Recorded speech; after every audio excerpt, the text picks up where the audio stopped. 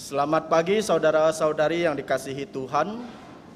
Sebelum ibadah umum dimulai, mohon perhatiannya bagi yang membawa HP supaya disilentkan atau dikecilkan terlebih dahulu sebelum ibadah dimulai.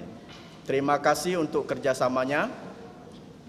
Kita akan memulai ibadah kita pada hari ini dengan pujian nomor 1, Tuhan berada di bait sucinya.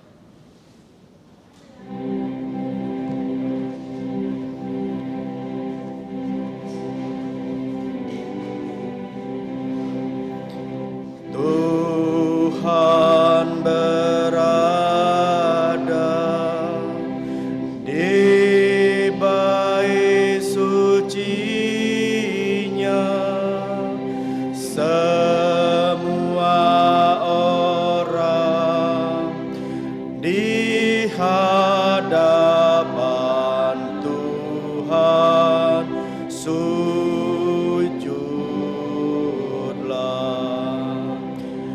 berdiam diri, sembah sujud. Amin.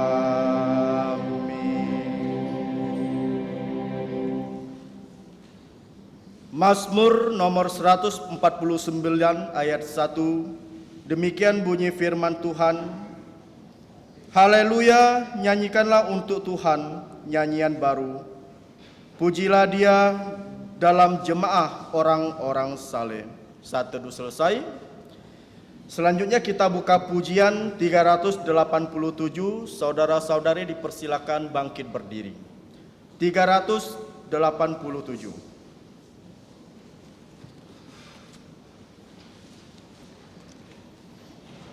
387, persilakan bangkit berdiri.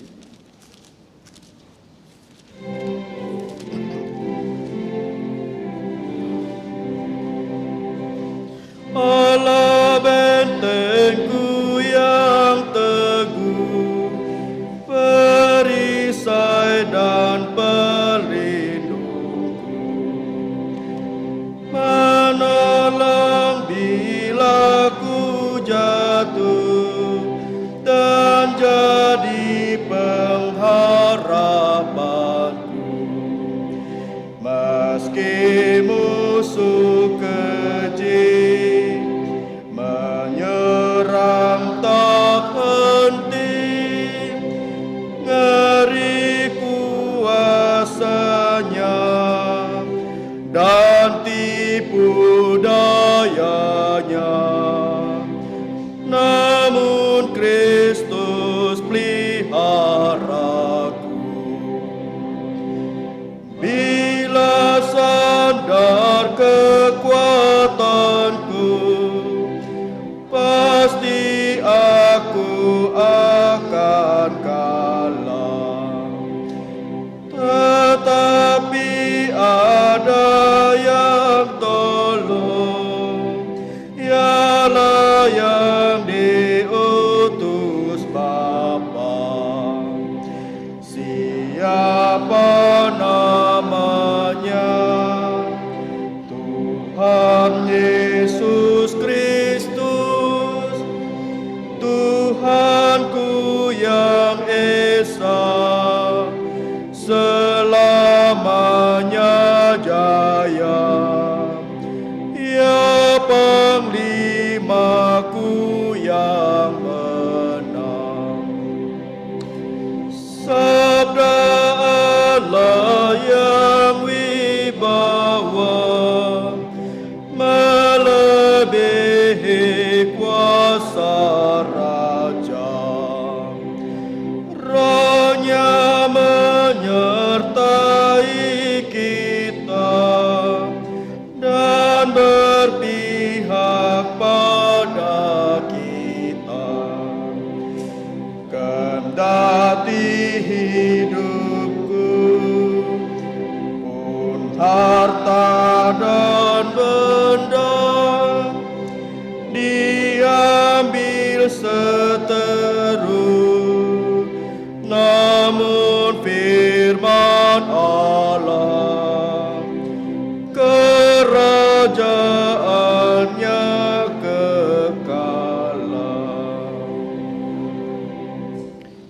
Mari kita bersatu di dalam doa. Bapa kami yang ada di surga, betapa mulianya nama-Mu di seluruh bumi. Keagungan-Mu yang mengatasi langit dinyanyikan, dan kami mau selama-lamanya bermazmur untuk Tuhan. Bapa di surga, kami juga mau bersyukur dan berterima kasih atas putra-Mu Tuhan kami Yesus Kristus yang telah mati di kayu salib demi menebus segala dosa dan pelanggaran kami, sehingga dosa-dosa kami bisa disucikan. Dan pada saat ini, di hari kudus-Mu ini, setiap kami boleh datang ke bait-Mu yang kudus untuk menyembah Allah Tritunggal di dalam roh dan kebenaran. Kami juga mau mengucap syukur ya Bapa, di mana hari ini Engkau sudah memimpin gereja-Mu masuk pada tahun yang ke-15, dan sekaligus kami juga memperingati hari reformasi yang ke-503. Begitu banyak suka dan duka yang telah gereja-Mu lalui selama 15 tahun ini, dan ini semua tidak terlepas dari pemeliharaan-Mu dan penjagaan-Mu kepada gereja-Mu di tempat ini. Terima kasih Bapa di surga. Dan pada saat ini kami mau menyembah Engkau, kiranya Engkau berkati dan Engkau memimpin ibadah ini dari awal hingga akhir. Terima kasih Bapa di surga. Ampunilah segala dosa dan pelanggaran kami, hanya di dalam nama Tuhan Yesus Kristus yang di bumi sudah mengajarkan kami doa Bapa kami yang berbunyi. Bapa kami yang di surga, dikuduskanlah nama-Mu, datanglah kerajaan-Mu, jadilah kehendak-Mu di bumi seperti di sorga. Berikanlah kami pada hari ini makanan harian kami, dan ampunilah kami akan kesalahan kami, seperti kami juga mengampuni orang yang bersalah kepada kami. Dan janganlah membawa kami ke dalam pencobaan, tetapi lepaskanlah kami dari yang jahat. Karena Engkaulah yang punya kerajaan dan kuasa dan kemuliaan sampai selama-lamanya. Amin. Gloria Patri.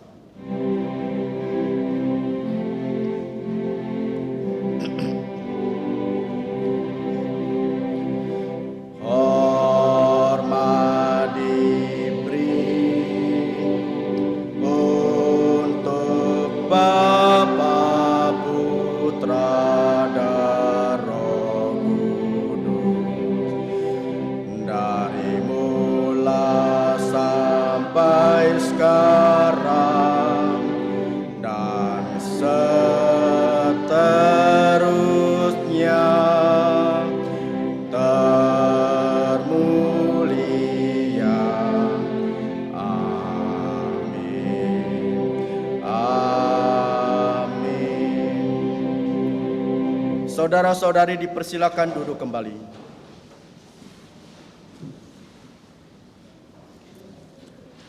Selanjutnya dipersilakan membuka Alkitabnya yang diambil dari Kisah Para Rasul pasal yang ke-17 ayat 10 sampai dengan 15.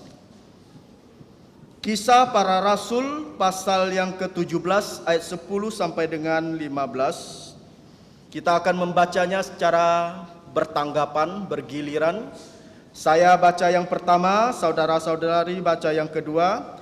Nanti di dua ayat terakhir kita akan sama-sama membacanya, yaitu di ayat 14 sama ayat 15. Saya akan mulai.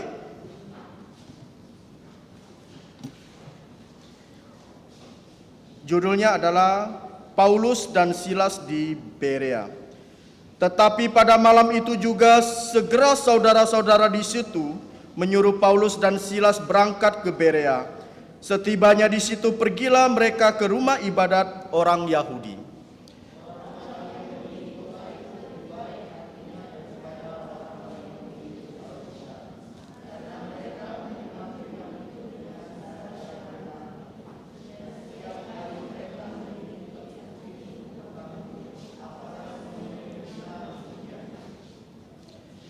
Banyak di antara mereka yang menjadi percaya, juga tidak sedikit di antara perempuan-perempuan terkemuka dan laki-laki Yunani.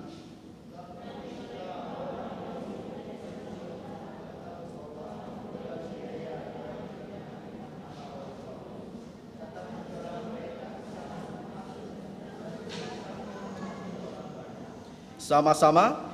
Tetapi saudara-saudara menyuruh Paulus segera berangkat menuju ke pantai laut. Tetapi Silas dan Timotius masih tinggal di Berea.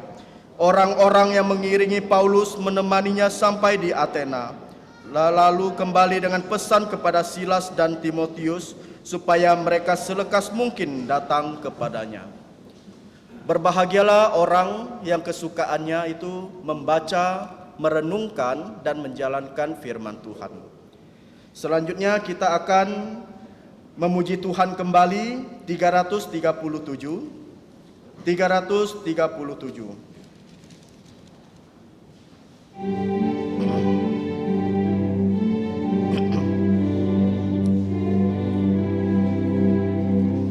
Kita bersatu di dalam Roh Tuhanku, kita bersatu di dalam Roh Tuhanku. Mohon Roh Kudus pimpinkan kita bersatu, karena kasih orang tahu aku umatnya, orang tahu akulah umatnya.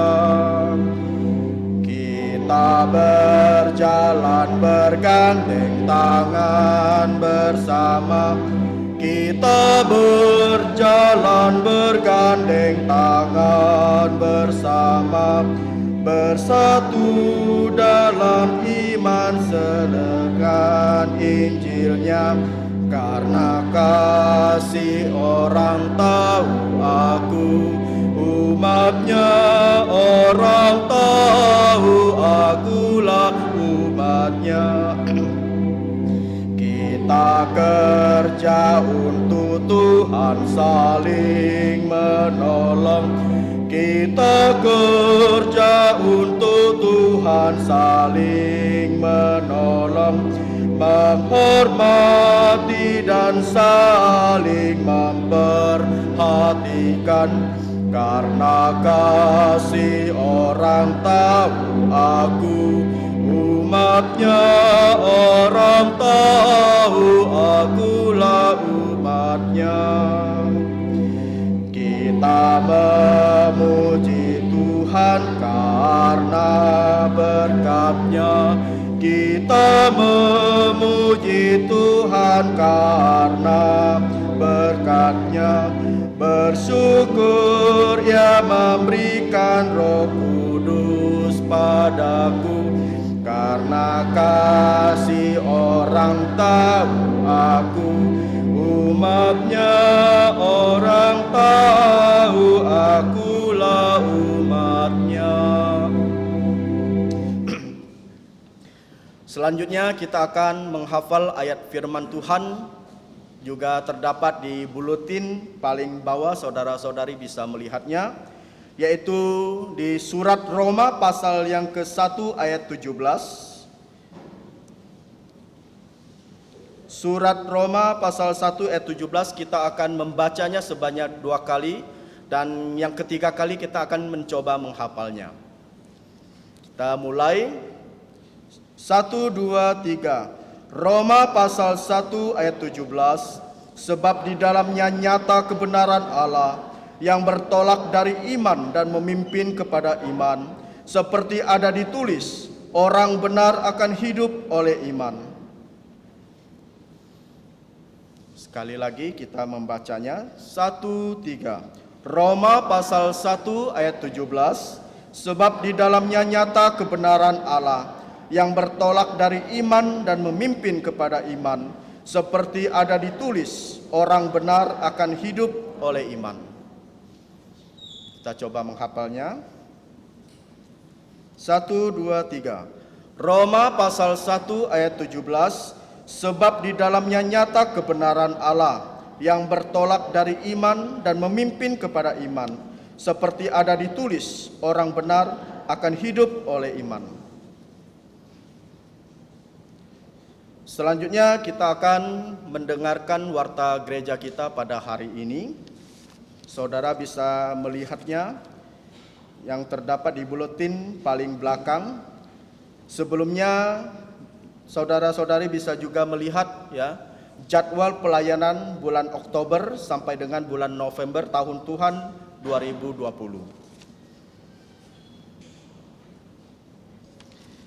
Warta gereja kita yang pertama adalah puji Tuhan ya telah menuntun gerejanya memasuki tahun yang ke-15 di dalam pelayanan untuk memuliakan namanya. Dan juga puji Tuhan kita juga pada saat ini dapat memperingati Hari Reformasi yang ke-503 tahun. Ya. Jadi setiap keluarga akan mendapatkan 1189 video pembacaan Alkitab di dalam bahasa Hakka oleh Pendeta Eliakin Pang. Jadi harap setiap hari video ini dapat ya ditonton dan didengarkan dan bahkan dapat dipakai untuk belajar firman Tuhan dan bahasa Hakka untuk perluasan kerajaan Allah. Yang kedua, minggu depan akan diadakan perjamuan kudus ya, diharapkan saudara-saudari dapat mempersiapkan dirinya untuk masuk di perjamuan kudus ya, yang sudah dibaptis dan juga reafirmasi iman juga dapat mempersiapkan dirinya. Warta gereja ketiga, puji Tuhan di mana kita dituntunnya berkebaktian di keluarga kita masing-masing. Harap setiap kepala keluarga dapat memimpin kebaktian ini dengan apa? Dengan mengajak seluruh keluarganya ya untuk menyembah Allah Tritunggal di dalam roh dan kebenaran. Yang keempat, mohon informasikan kepada semua saudara-saudara supaya yang muda dapat datang di kebaktian di gereja kita yaitu jam 10 pagi. Yang kelima, pengajaran firman Tuhan untuk anak-anak sekolah minggu dan CMC, harap kepala keluarga ya dapat menggunakan pengajaran firman ini untuk semua anak-anaknya yang berada di rumah melalui video rekaman yang sudah disediakan. Yang keenam, doakan pembelajaran jarak jauh TKKC dan juga SDKC ya supaya anak-anak dan guru sehat dan berhikmat belajar mengajar ilmu dan hikmat dari Tuhan. Warta gereja tambahan, berhubung setelah kebaktian umum ada makan siang bersama ya, maka pedalaman Alkitab dan bimbingan pranika ditiadakan hari ini. Oke. Jadi yang terakhir adalah selamat datang kepada saudara-saudari yang pertama kali hadir. Kami persilakan bangkit berdiri supaya dapat difoto ya. Ada yang pertama kali hadir, dipersilakan bangkit berdiri. Oke, masih ada? Kami mengucap syukur dan terima kasih untuk kedatangan saudara-saudari bersama-sama kita beribadah di tempat ini. Diharapkan minggu depan dapat kembali datang ke tempat ini untuk kita bersama-sama memuji, memuliakan nama Tuhan. Selanjutnya kita akan memberikan yang terbaik untuk Tuhan. Kita akan menjalankan persembahan. Sambil menjalankan persembahan kita buka pujian nomor 50. Pujian nomor 50.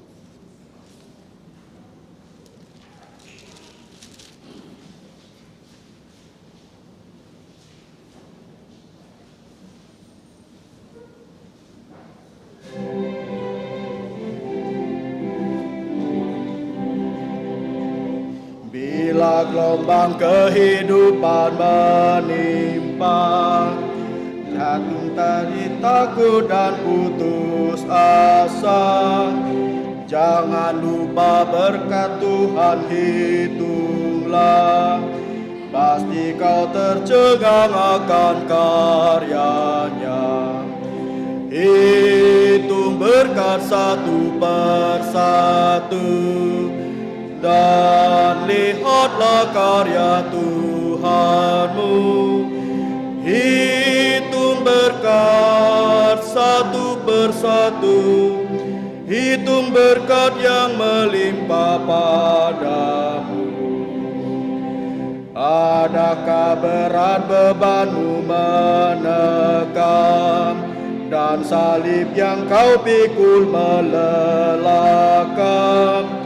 Hitung berkatnya pastilah kau lega, kau kan bergirang dan terus memujinya. Hitung berkat satu persatu, dan lihatlah karya Tuhanmu. Hitung berkat satu persatu, hitung berkat yang melimpah padamu. Bila kau memandang harta orang lain, ingat janji Kristus yang lebih permai. Hitung berkat Tuhan yang tak terbeli, pahala di sorga yang tak terperi. Hitung berkat satu persatu, dan lihatlah karya Tuhanmu. Hitung berkat satu persatu, hitung berkat yang melimpah padamu. Dalam pergumulanmu di dunia, jangan khawatir, Tuhan akan beserta.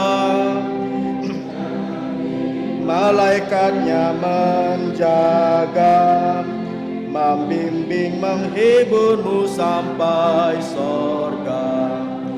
Hitung berkat satu persatu, dan lihatlah karya Tuhanmu.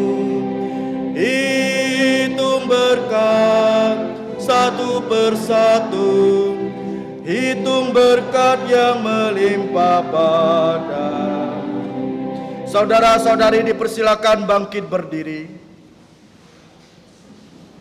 Kita akan menyanyikan doxology.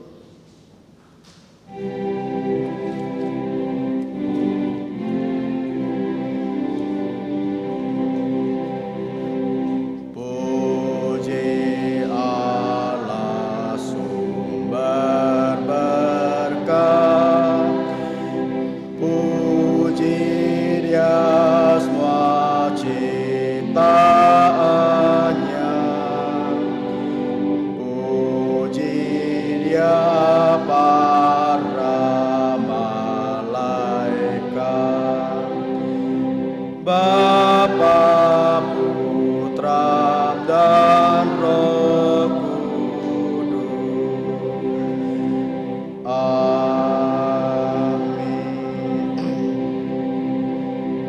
Mari kita bersatu di dalam doa. Terpujilah Allah Bapa yang bersemayam di dalam kerajaan sorga, Bapa sumber segala berkat yang sudah memberkati kami, baik itu berkat jasmani maupun berkat rohani. Dan di tengah-tengah ibadah ini, dengan lubuk jantung yang bersukacita, kami mau menyembah Engkau lewat persembahan. Ini adalah bentuk ucapan syukur kami atas berkat-berkat yang sudah kami terima. Kiranya Engkau berkenan atas persembahan kami, dan Engkau berkati tangan-tangan yang sudah memberi dengan rela dan sukacita. Dan ajarkan kami Bapa untuk mempersembahkan hidup kami sebagai korban yang hidup, yang berkenan di hadapan Allah Bapa. Kami juga mau berdoa agar persembahan ini dapat dipakai untuk perluasan pekerjaan-Mu di berbagai tempat, cara khususnya di tempat ini. Terima kasih Bapa di surga. Inilah doa kami, hanya di dalam nama Tuhan Yesus kami telah berdoa. Amin. Dipersilakan duduk kembali.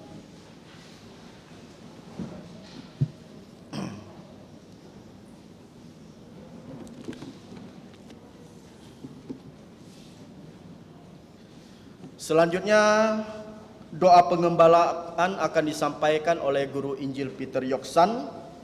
Khotbah juga disampaikan oleh Guru Injil Peter Yoksan dengan tema kiranya Kristus membuat gerejanya memuliakannya. Untuk hambanya kami persilakan. Saudara-saudari yang saya kasih dalam Tuhan Yesus Kristus, Selamat pagi.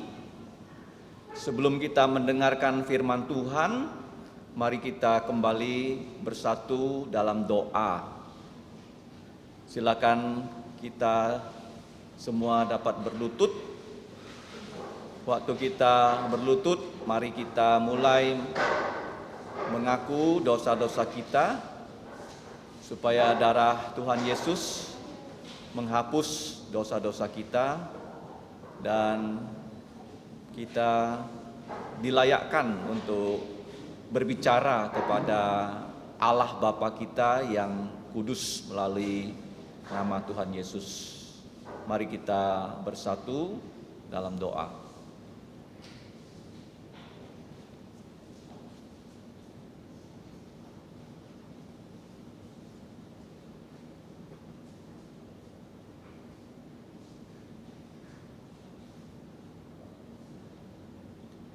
Allah pencipta langit dan bumi, Allah yang maha tahu, maha hadir dan maha kuasa, Allah yang hadir di tengah-tengah umat-Nya melalui Putramu Tuhan Yesus yang menjadi pengantara antara kami dengan Engkau.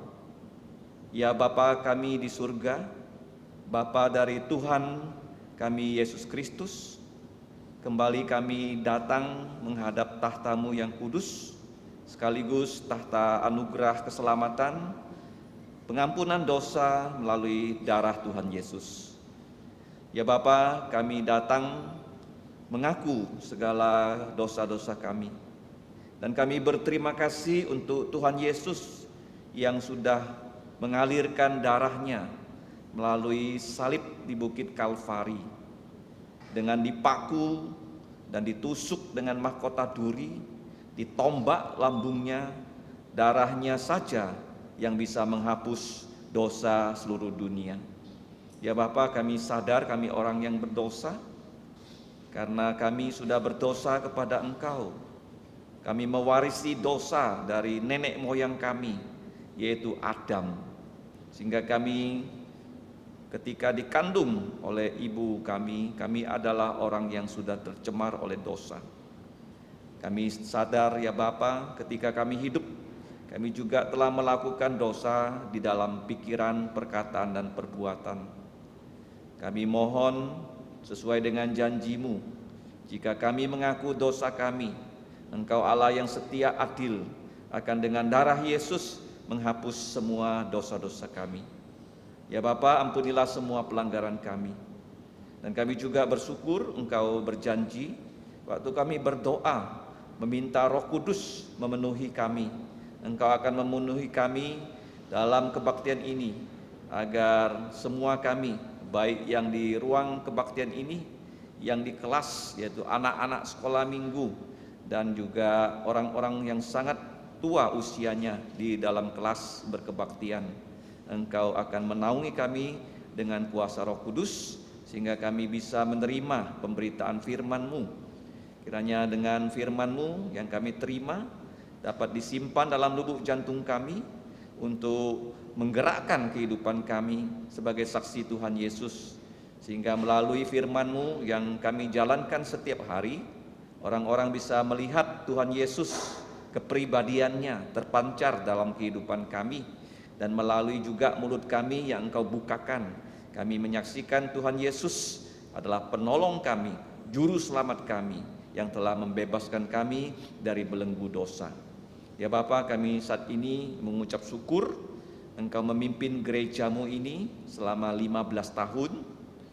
Kami memulai pelayanan kebaktian di tempat yang sangat sederhana di ujung Gang Hanura Permai pada tahun Tuhan Yesus 2005. Dan kami bersyukur ya Bapa, sejak tahun Tuhan Yesus 2016 Engkau memberikan tempat, yaitu di tepi Jalan Adi Sucipto, di mana ya Bapa, selain pelayanan gereja, pelayanan anak CMC juga sudah dapat dimulai pelayanan, yaitu TK Kristen Kalvari, SD Kristen Kalvari, bahkan Setara juga sudah melayani Engkau di Jalan Adi Sucipto ini. Untuk semuanya ini ya Bapa, kami mengucap syukur karena semua ini adalah pemberian Engkau. Kiranya Engkau memakai gerejamu ini, kami semua, untuk mengabarkan Tuhan Yesus Kristus, sehingga lebih banyak lagi penduduk di Kubur Raya, di Pontianak, Kalimantan Barat, dan seluruh Indonesia, bahkan ke ujung bumi, bisa mengenal siapakah Tuhan Yesus yang akan segera datang untuk menjadi Raja segala Raja, Tuhan dari segala Tuhan. Ya Bapa, saat ini kami menyerahkan kehidupan kami yang sudah datang dalam kebaktian pagi ini. Bukan hanya kebaktian HUT gereja, tetapi juga hari ulang tahun Reformasi Protestan yang ke-503. Ya Bapa, kami mohon Engkau menolong kami, baik yang masih kecil, yang sudah sekolah, baik itu anak TK, SD, sampai perguruan tinggi. Pimpinlah mereka semua dalam PJJ, agar mereka mempunyai tubuh yang sehat dan juga semangat yang tinggi. Walaupun dalam keadaan new normal, mereka bisa belajar ilmu, bahkan juga belajar firman-Mu setiap hari. Untuk yang bekerja di luar, Engkau lindungi, jauhkanlah kami semua, baik yang belajar dan bekerja, dari mara bahaya, khususnya COVID-19. Ya Bapa, kami juga mau berdoa untuk anak-anak-Mu, kiranya Engkau menolong semua pergumulan kami. Ada yang menghadapi problema studi, ada yang menghadapi problema ekonomi, dan juga ada yang menghadapi problema family, problema jasmani, dan problema rohani. Kami tahu semua masalah-masalah yang timbul bisa karena kelalaian kami, karena juga dunia ini yang jahat. Karena itu ya Bapa, kami percaya seperti Tuhan Yesus selalu menolong orang-orang yang datang minta tolong kepadanya. Saat ini kami berlutut di hadapan Engkau. Engkau tahu akan pergumulan kehidupan kami. Kami serahkan ya Bapa, dan kami percaya Engkau akan membukakan jalan, karena segala sesuatu bekerja untuk kebaikan orang-orang yang mengasihi Engkau. Ya Bapa, kami juga berdoa untuk keluarga kami yang tidak tinggal satu rumah dengan kami, karena mereka merantau keluar kota, bahkan keluar pulau, bahkan keluar negeri. Engkau menyertai mereka dimanapun mereka tinggal. Kiranya Engkau mempertemukan mereka dengan orang-orang yang percaya Tuhan Yesus, sehingga mereka bisa bersama-sama bersekutu untuk menyembah Engkau. Karena Engkau berkata, 2-3 orang bertemu dalam nama Yesus, Tuhan Yesus pasti hadir di situ. Ya Bapa, kami juga saat ini mau menyerahkan bangsa dan negara Indonesia, khususnya untuk Bapak Presiden di Jakarta bersama kabinetnya dan pemerintahan daerah, bahkan sampai ke pedesaan. Kami tahu saat ini begitu marak demonstrasi. Kiranya Engkau menolong aparat keamanan bisa mengamankan. Kiranya negara ini yang Engkau berikan Pancasila, kebebasan menyembah kepada Engkau, tetap Engkau berikan kepada kami. Dan pakailah anak-anak-Mu untuk memberitakan Injil, mulai dari sebagian paling timur terbitnya matahari, yaitu di Irian Jaya, sampai ke Aceh. Ada 700 lebih suku. Setiap orang Indonesia bisa percaya Tuhan Yesus sebagai juru selamatnya. Ya Bapa, kami juga mau berdoa, menyerahkan kepada Engkau akan kehidupan kami. Sebentar lagi ya Bapa, kami mau mendengarkan firman-Mu. Kami mau membuka lubuk jantung kami. Kami mau membuka telinga kami. Kami mau berkonsentrasi sungguh-sungguh agar kita firman-Mu diberitakan. Kami menerimanya seperti tanah yang subur menerima benih, sehingga benih itu bisa tumbuh menghasilkan buah bahkan sampai 100 kali lipat, yaitu pertobatan, pembaharuan kehidupan kami, dan juga buah Roh Kudus. Ya Bapa, kami serahkan doa ini dengan ucapan syukur, hanya di dalam nama Tuhan Yesus kami berdoa. Amin. Silakan duduk.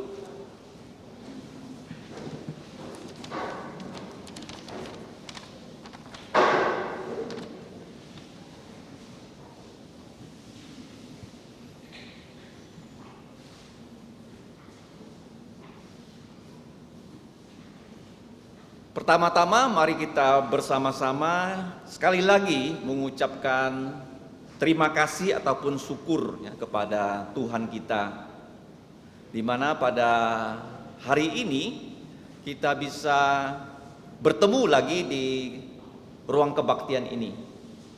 Pada saat ini saya melihat lebih banyak yang datang. Kemungkinan karena ini adalah hari ulang tahun gereja yang ke-15. Bahkan jangan lupa juga hari ulang tahun reformasi yang ke-503. Nah, tadi kita sudah membaca dari Kisah Para Rasul pasal 17 ayat 10 sampai 15, hanya 6 ayat. Dan judul firman Tuhan pada pagi ini adalah kiranya Tuhan Yesus membuat gerejanya memuliakannya. Nah, kenapa judulnya dimulai dengan kata kiranya? Kiranya adalah kalimat doa. Berarti ini adalah doa kita bersama supaya Kristus, Tuhan Yesus Kristus yang adalah kepala gereja, membuat gereja. Kamu jangan hanya membayangkan gereja itu adalah gedung. Gereja adalah manusia, adalah saudara dan saya yang sudah dipanggil keluar dari dosa dengan Injil Yesus Kristus. Kita dibebaskan dari belenggu dosa. Sebelum kita mendengarkan kabar baik tentang Yesus, kita adalah orang yang diperbudak, yang dijajah oleh dosa. Pikiran kita jahat, mulut kita kotor, perbuatan kita pun berdosa. Tidak ada orang bisa melepaskan dirinya dari belenggu yang namanya dosa. Buktinya apa? Karena setiap manusia pada satu saat pasti mati. Gak ada orang yang tidak mati. Siapapun dia, orang paling kaya satu hari mati, orang paling tinggi kekuatannya, pangkatnya, kuasanya satu hari juga mati. Tokoh agama mati, tokoh politik mati, semua orang mati. Kenapa mati? Karena manusia sudah berdosa. Nah, bagaimana problema dosa ini bisa diselesaikan? Kenapa kita sampai berdosa? Kita sebenarnya tidak ada yang mau berdosa, karena kita diwarisi dosa oleh nenek moyang kita, oleh Adam. Semua manusia, baik warna kulitnya hitam, warna kulitnya itu putih, merah dan kuning, semua lahir dengan dosa. Bahkan di dalam kandungan dikatakan bayi dalam kandungan sudah berdosa. Buktinya bayi bisa mati dalam kandungan. Kalau orang mati itu karena akibat dosa, menurut firman Tuhan yang dicantumkan dalam Roma 6:23. Nah, Kristus, Tuhan Yesus Kristus itu sudah dijanjikan oleh Allah yang bisa membebaskan semua manusia dari belenggu dosa. Jadi ketika kita mendengarkan, pertama, Yesus sudah mati untuk dosa-dosa kita. Di mana dia mati? Dia mati di atas kayu salib. Makanya di gedung gereja, simbol yang paling tinggi dan di depan mimbar ini itu dipasang salib. Dan salib ini tidak ada patungnya Yesus, karena dia hanya disalib selama 6 jam. Setelah itu dia dikubur. Dan dia pada hari Minggu, hari ketiga dia sudah bangkit. Makanya ketika kita mendengarkan tentang Tuhan Yesus, khususnya ketika kalian tadi berdoa berlutut, mengatakan kepada Tuhan Yesus, saya orang berdosa. Dan dia dengan darahnya menghapus dosa kita, membebaskan kita dari penjajahan dosa. Dan orang yang sudah sungguh-sungguh percaya Yesus, ketika digoda untuk berdosa, karena ada kuasa Yesus, kuasa kebangkitan Yesus dari kematian, membuat kita bisa berkata, saya tidak mau berdosa. Firman Tuhan berkata, aku menyimpan firman-Mu dalam lubuk jantung aku supaya aku tidak berdosa pada Engkau. Inilah gereja, dipanggil keluar dari dosa, dipindahkan kepada hidup yang kudus. Dipindahkan dari kegelapan kepada terang abadinya Allah. Dipindahkan dari neraka, sekarang kita menuju ke surga bersama Tuhan Yesus. Itulah gereja. Gereja bukan gedung saja, tapi gereja sebenarnya adalah manusia-manusia yang sudah mendengarkan tentang Yesus dan percaya menyerahkan hidupnya kepada Tuhan Yesus. Bukan menyerahkan hidup kita kepada dosa. Nah, kita berdoa kiranya Kristus, Tuhan Yesus membuat kita gerejanya memuliakannya. Nah, sekarang kita akan belajar dari perikop Alkitab yang tadi kita baca, bagaimana caranya kita memuliakan Tuhan. Kata mulia adalah kata yang diidam-idamkan manusia. Banyak orang pernah memberikan nama dari anaknya mulia. Ada juga orang memberikan nama kepada perusahaannya mulia. Nah, mulia itu sebenarnya apa ya? Kita manusia yang sudah jatuh dalam dosa, sudah kehilangan kemuliaan Allah. Buktinya apa? Waktu Adam dan Hawa jatuh dalam dosa, mereka harus berpakaian seperti kita. Itu artinya kita sudah kehilangan kemuliaan Allah.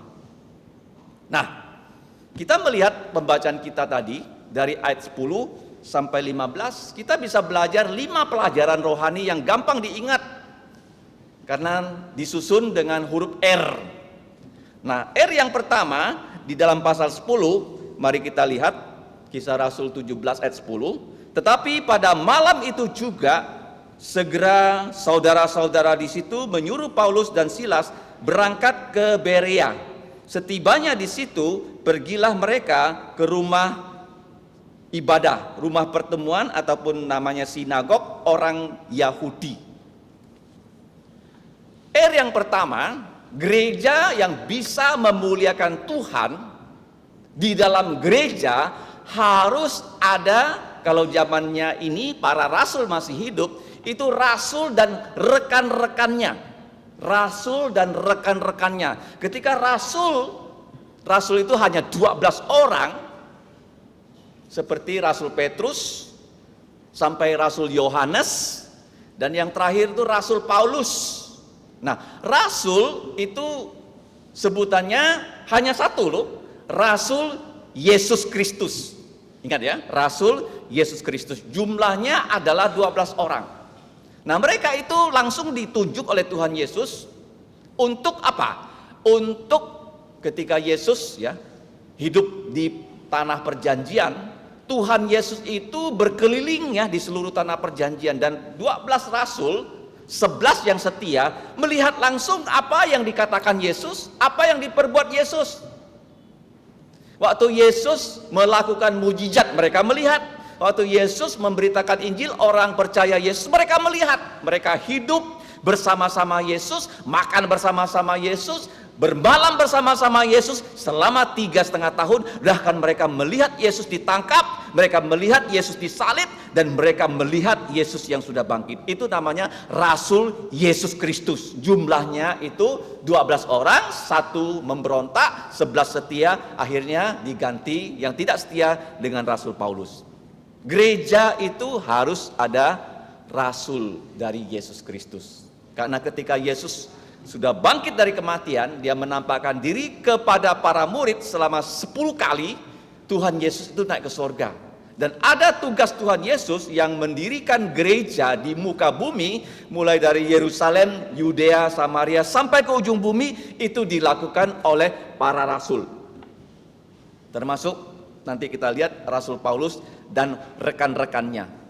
Mereka bertugas mendirikan gereja-gereja perjanjian baru, dan mereka bertugas menulis kitab perjanjian baru, mulai dari Matius sampai Wahyu yang sekarang ada di tangan kita.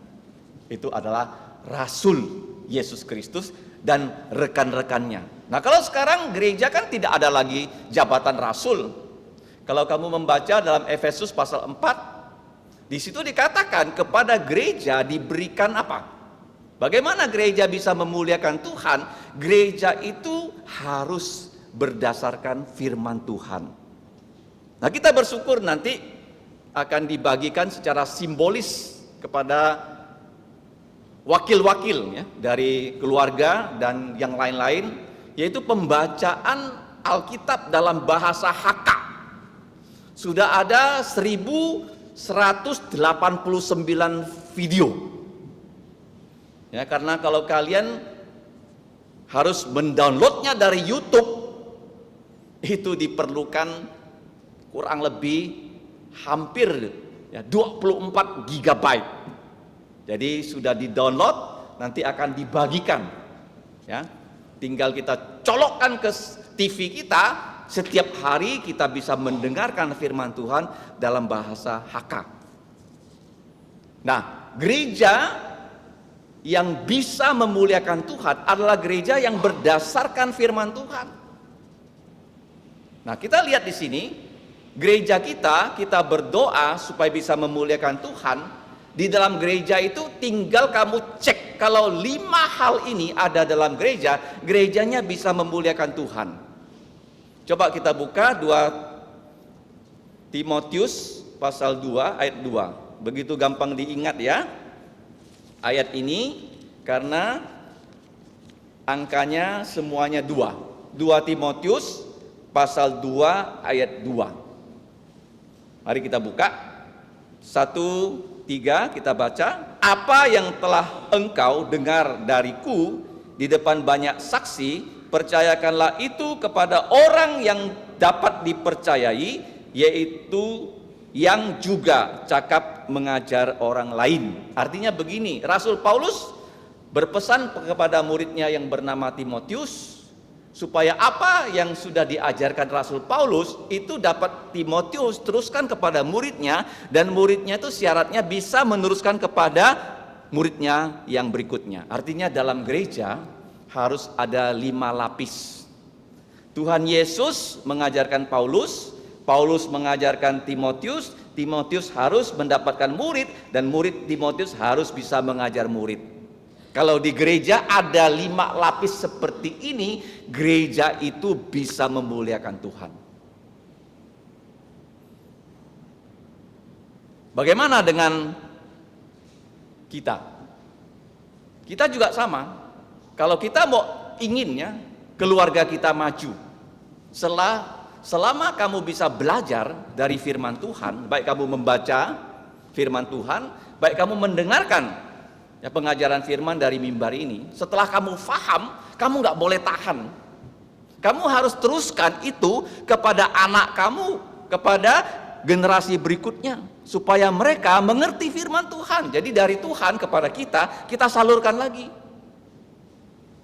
Tidak berhenti ya kepada Paulus, Paulus teruskan kepada Timotius, Timotius teruskan kepada muridnya, dan muridnya teruskan. Kalau itu yang kita lakukan di gereja ini dan di rumah kita, maka gereja ini bisa memuliakan Tuhan. Saya senang sekali pada hari ini karena selain orang tua datang, membawa juga anak-anaknya. Jadi bapak belajar firman, anak belajar firman, nanti anaknya menjadi anak Allah yang sungguh-sungguh. Kita nggak usah khawatir masa depan anak-anak kita yang sudah sungguh-sungguh percaya Yesus loh. Kemanapun mereka merantau, kalau mereka sudah percaya Yesus, mereka akan dituntun oleh Allah melalui firman-Nya. Ini yang pertama ya, Rasul Yesus Kristus dan rekan-rekan harus kita ingat ya, sebagai bagian yang pertama dari gereja yang bisa memuliakan Tuhan. Kita periksa di gereja kita, apakah para hamba Tuhan mengajarkan firman Tuhan? Tidak. Periksa. Ternyata kita bersyukur gereja kita dipakai oleh Tuhan, di mana hamba-hambanya mengajarkan firman Tuhan. Selama pandemi COVID ini, walaupun tidak ada CMC secara tatap muka, tapi kalau kalian lihat di channel YouTube kita, saya periksa videonya, Sudah lebih dari 2000 loh. Kamu bayangkan ya. Kebaktian kita bukan hanya hari Minggu, hari Jumat sudah ada kebaktian di Sungai Redalam yang direkam. Kemudian guru-guru mengajar anak juga dengan video. Ditambah lagi TK Kristen Kalvari ada videonya, SD Kristen Kalvari ada videonya. Jadi video-video mengajarkan firman Tuhan itu bertubi-tubi. Tetapi problemnya jangan sampai di situ. Jangan sampai berhenti di kanal YouTube kita. Kamu harus buka, kamu harus ajak adik-adikmu menontonnya. Dan setiap hari Minggu ketika keluarga Justina belum ke gereja, Yudi itu selalu mengirimkan ya kebaktian mereka. Saya lihat ya mereka berkebaktian menggunakan kanal itu. Dan kami juga mengunjungi begitu banyak anak-anak dan kami membukakan video kebaktian itu dan mereka senang. Jadi jangan sampai berkat Tuhan itu hanya kita nikmati, tidak kita salurkan. Kita lihat di sini Rasul Paulus dan Silas ketika mereka itu mengalami kendala di kota Tesalonika, mereka pada malam itu diminta untuk mengungsi ke tempat yang berikutnya yang bernama Berea. Nah, jarak kota Tesalonika ini di Eropa dengan di Berea pada zaman sekarang itu kurang lebih hampir 100 km. Dan mereka jalan kaki pada malam hari, mereka dikatakan sampai langsung di kota Berea dan di situ mereka langsung masuk ke rumah yang disebut rumah pertemuan orang Yahudi. Kenapa ada rumah pertemuan orang Yahudi? Karena ketika Bait Allah itu diruntuhkan oleh Raja Nebukadnezar pada abad ke-6, sebelum Yesus lahir, mereka mendirikan banyak rumah-rumah pertemuan. 10 kakak satu rumah pertemuan. Jadi kalau kita lihat ya di Tanah Perjanjian sendiri begitu banyak ya rumah pertemuan. Dan bukan hanya di Tanah Perjanjian, di Eropa, di Asia, bahkan di Singapura ada 2 loh rumah pertemuan orang Yahudi. Mereka bertemu di situ pada hari Sabtu, pada hari Sabat orang Yahudi. Jadi Paulus setelah dari kota Tesalonika, dia bersama-sama, kamu lihat di sini, Silas rekannya tiba di kota Berea. Jadi R yang pertama, Rasul dan rekan-rekannya mereka terus melayani Tuhan. R yang pertama.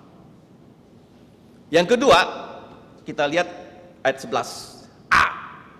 Orang-orang Yahudi di kota itu lebih baik lubuk jantungnya daripada orang-orang Yahudi yang ada di Tesalonika. Jadi kisah Rasul 16-17 ini adalah pelayanan Rasul Paulus di Eropa. Rasul Paulus itu bukan orang kulit putih. Dia adalah orang Asia, orang Israel dari suku Benyamin. Ketika dia sudah selesai melayani di Asia, sekarang itu daerah Turki, dia ingin berangkat ke daerah timur. Kalau dari Turki ke timur, kalau dia lakukan itu, Injil Tuhan Yesus itu sampai dulu ke mana? Ke Tiongkok, ke India. Tapi pada saat dia ingin melanjutkan perjalanan ke timur, Tuhan mengatakan kepada Rasul Paulus, jangan kamu ke timur, tetapi kamu harus ke barat. Makanya Rasul Paulus ya dari kota Troas dia menyeberang ke Eropa, ke daerah orang kulit putih. Dan kota yang pertama dikunjungi Paulus, kalau kamu baca dalam pasal 16, itu adalah kota Filipi. Nah, di kota Filipi ini dia mulai mengabarkan Injil, dan di kota Filipi berdiri gereja Filipi, makanya dia menulis surat kepada gereja di Filipi, ada surat Filipi. Kemudian ada surat Tesalonika. Ketika sampai di Tesalonika, Rasul Paulus itu mengabarkan Injil, sama juga di rumah ibadah orang Yahudi. Banyak yang percaya dan banyak pemimpin Yahudi itu menjadi iri kepada Rasul Paulus, dan mereka bekerja sama dengan preman-preman pasar, mengadakan keributan. Bahkan mereka ingin menangkap Paulus dan Silas untuk disidang oleh rakyat di kota Tesalonika. Tetapi Tuhan tidak mengizinkan Rasul Paulus dan Silas ditangkap. Waktu mereka datang ke rumah Yason, kalau kamu baca pasal 17, Yason itu yang menampung Rasul Paulus dan Silas bermalam, mereka tidak bisa mendapatkan Rasul Paulus di situ. Dan mereka menangkap Yason.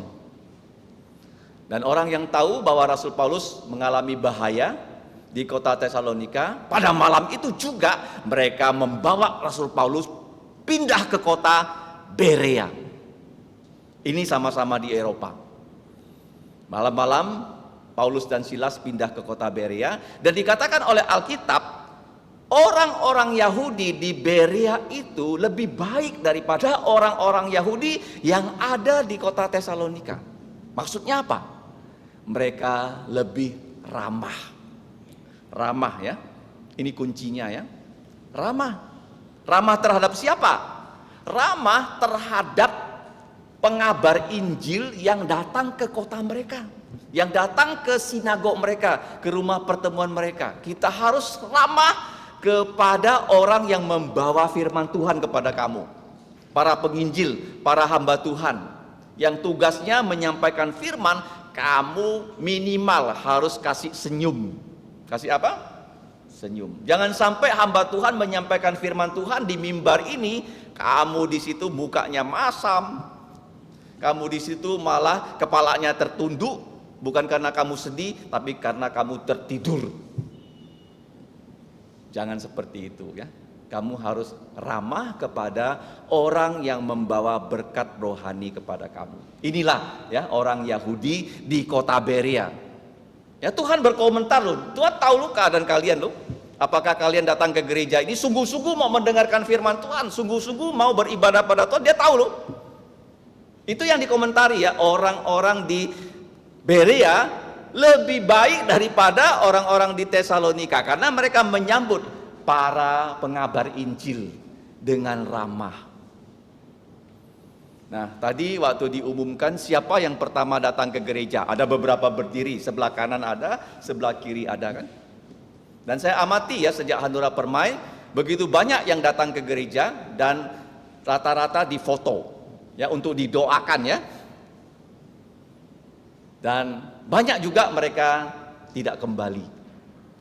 Ada banyak yang bertahan. Jangan sampai mereka tidak kembali lagi karena kita nggak ramah. Dia baru datang. Dia duduk sebelah kita. Kita menyapa dia aja enggak. Kita enggak tanya, siapa nama kamu? Jangan seperti itu. Kalau kamu lihat orang pertama datang ke gereja, sambut dia. Kenapa? Karena ini adalah rumah yang bisa membawa dia masuk surga loh. Kamu bayangkan kalau orang datang, kamu pasang muka cebrut. Minggu depan dia nggak mau datang ke gereja karena kamu tidak senyum sama dia. Kamu berdosa loh kalau dia sampai tidak percaya Yesus. Paham ya? Kita harus jadi orang yang ramah. Kamu senyum saja loh. Misalnya dia pikirannya lagi kusut, kamu senyum. Dia lihat kamu senyum, dia bisa senyum. Akhirnya pikirannya menjadi lebih bagus. Dengan senyum saja loh kita bisa menolong orang.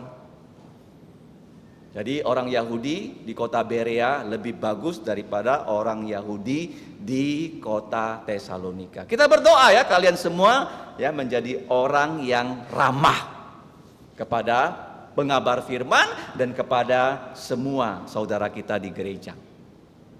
Itu yang kedua.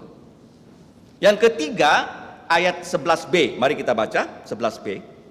Kenapa gereja di Berea menjadi contoh? Karena mereka menerima firman itu yang disampaikan oleh Rasul Paulus dengan segala kerelaan lubuk jantung, dan setiap hari mereka menyelidiki kitab suci untuk mengetahui apakah semuanya itu benar demikian. Ini pentingnya.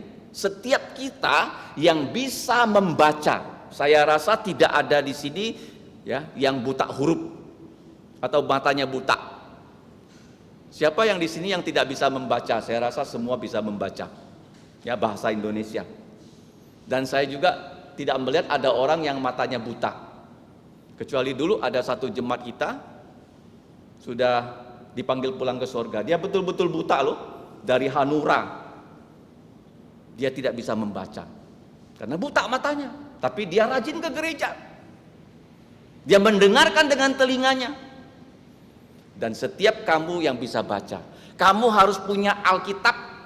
untuk dibaca. Kenapa perlu dibaca? Karena kalau kita tidak mengenal firman ini dengan rajin, maka kita akan dibuat jadi sesat, dibohongi oleh iblis. Nah, kita melihat hari ini kita dikatakan merayakan ulang tahun gereja ke-15 dan hari reformasi ke-503. Kenapa ada hari reformasi yang masih kita rayakan di gereja kita? Kalau kamu ke gereja lain, kenapa gereja-gereja lain tidak merayakan hari raya reformasi? Karena sekarang dunia ini merayakan hari Halloween, tanggal 1 bulan 11. Kalau kamu lihat ya, banyak tempat-tempat itu menampilkan labu-labu. Itu hari raya hantu. Kenapa hari raya hantu? Itu dirayakan oleh gereja Roma Katolik. Hari raya orang-orang kudus. Mereka bilang orang-orang kudus yang masuk surga kelebihan amal. Jadi orang-orang yang hidup di muka bumi ini bisa berdoa kepada mereka, berdoa kepada Maria, kepada Yusuf, sehingga kelebihan kebaikan mereka dikasih kepada kamu yang kurang baik dan kamu bisa dibawa masuk surga. Itu adalah salah. Santo-santo dan santa-santa bukan hanya milik mereka, tapi santo-santo, santa-santa, orang-orang kudus. Ketika kamu percaya Yesus, kamu adalah santa, kamu adalah santo. Santo itu laki-laki, santa itu perempuan. Kalau orang Katolik beda loh. Mereka mengatakan ada orang tertentu kalau mati dilihat hidupnya, nanti gereja tentukan, oh dia jadi santo, dia jadi santa. Tidak. Begitu kamu percaya Yesus, darah Yesus menguduskan kamu, kamu langsung jadi orang kudus. Dan tanggal 1 bulan 11 itu mereka namakan hari raya santo-santo, santa-santa. Dan mereka bisa berdoa kepada mereka. Itu salah. Dikatakan oleh Alkitab, kita berdoa kepada Bapa dalam nama Yesus. Sekarang begini, ada keluarga kita yang sudah pulang ke surga. Saya lihat di sini saudari Asien, suaminya Venci sudah ke surga. Kamu teriak-teriak nama dia, dia tidak akan dengar. Tidak akan dengar loh. Saudara Julimin, mamanya juga sudah pulang surga. Dia teriak-teriak nama mamanya, nggak mungkin didengar. Kamu teriak nama Petrus, Petrus nggak bisa dengar. Kamu teriak nama Musa, Musa nggak akan dengar karena dia di surga, kita di sini. Nah, gereja Katolik mengatakan, kamu kalau berdoa kepada Musa, kepada Maria, mereka bisa dengar. Salah, Alkitab tidak pernah mengajarkan seperti itu. Nah, kenapa ada hari reformasi? Karena Martin Luther, seorang pastor, dia belajar Alkitab. Ketika dia belajar Alkitab, dia berusaha menjalankan yaitu tata cara agama Roma Katolik. Roma Katolik berkata, kalau percaya Yesus belum tentu kamu bisa masuk surga loh. Kamu harus tambah kepercayaan kamu dengan Tuhan Yesus dengan perbuatan baik. Padahal Alkitab mengatakan, kalau kamu percaya Yesus seperti penyambun di sebelah yang mengatakan kepada Yesus, Yesus kalau engkau datang sebagai raja, ingat Allah akan aku. Langsung Yesus menyelamatkan dia. Dia tidak ada perbuatan baik apa-apa. Jadi Martin Luther ketika dia menjadi pastor di Jerman, di kota yang bernama Wittenberg, saya pernah pergi ke situ 3 tahun yang lalu, itu sekitar 45 menit naik kereta dari ibu kota Jerman yang bernama Berlin. Martin Luther di situ dia menjadi pastor gereja Katolik dan dia menjalankan ya tata cara agama Katolik untuk selamat, dan dia terus merasa dirinya tidak selamat. Dia terus merasa dirinya berdosa. Dia pernah berlutut ya. Dia pernah menyiksa diri, bahkan dia juga ya bukan hanya di Jerman berlutut, dia pergi ke kota Roma berlutut, dia merasa tidak bisa diampuni dosanya dengan perbuatannya. Akhirnya pada satu saat gereja Roma Katolik memerlukan uang untuk membangun katedral Santo Petrus yang ada di kota Roma. Nah, bagaimana kita mengumpulkan uang? Kalau di gereja kita hanya ya menyediakan kantong persembahan. Jadi mereka caranya mengumpulkan uang, mereka menjual yang namanya tiket pengampunan dosa. Jadi gereja Roma Katolik menerbitkan tiket. Tiket ini namanya tiket pengampunan dosa. yang dijual oleh seorang yang bernama Tetzel. Tetzel itu adalah ahli marketing. Ahli apa? Marketing. Dia pergi kemana-mana, dia menjual tiket. Kenapa ada tiket? Tadi saya katakan gereja Roma Katolik percaya kalau ada orang santo santa yang mati, mereka kelebihan amal untuk masuk surga. Kamu tahu nggak? Amal tidak bisa membuat orang masuk surga loh. Perbuatan baik kita dikatakan oleh kitab Yesaya 64 ayat 6 seperti kain kotor, seperti pembalut wanita yang sudah dipakai, nggak bisa lagi dicuci dan dipakai, nggak bisa membawa kita masuk surga. Dan gereja itu mengatakan banyak santo santa, mereka itu kelebihan amal untuk masuk surga. Padahal amal tidak membawa orang masuk surga. Mereka katakan di gereja, kamu lihat kan ada orang ke gereja tapi masih belum bertobat. Orang tuh ke gereja, tapi waktu jualan masih mau bohong sama orang. Orang tuh ke gereja, tapi mulutnya masih kotor. Orang itu ke gereja, tapi masih mau judi. Kalau mati, penjudi bisa masuk surga nggak?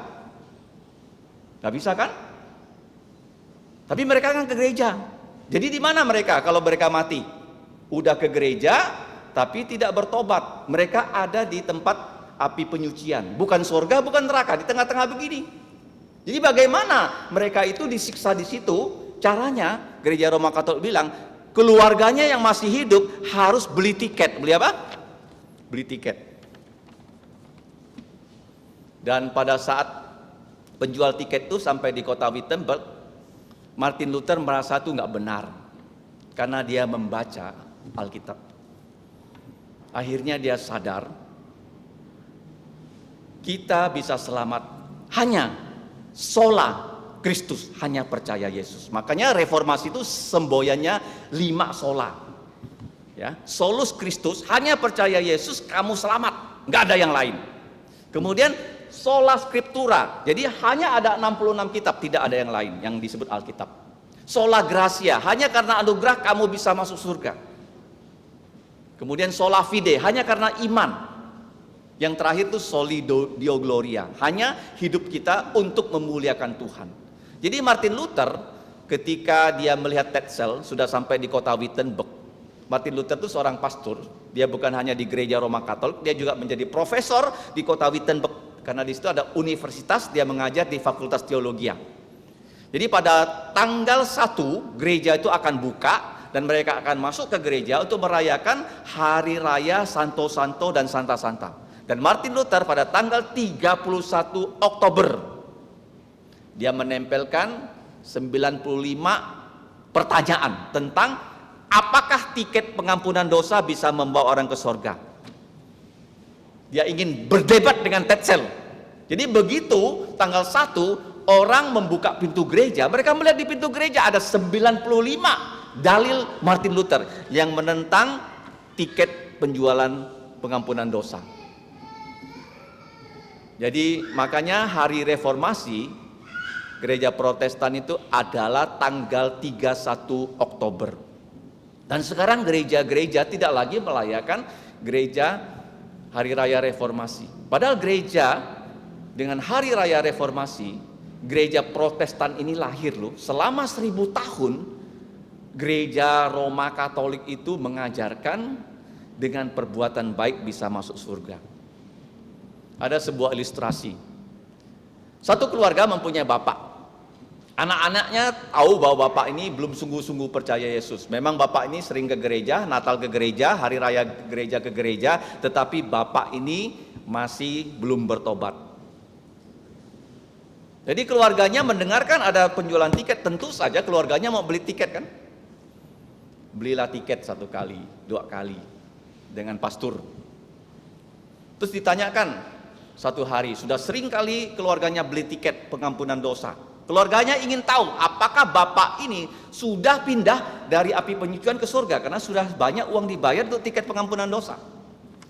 Pastor ditanya, sudah belum pastor?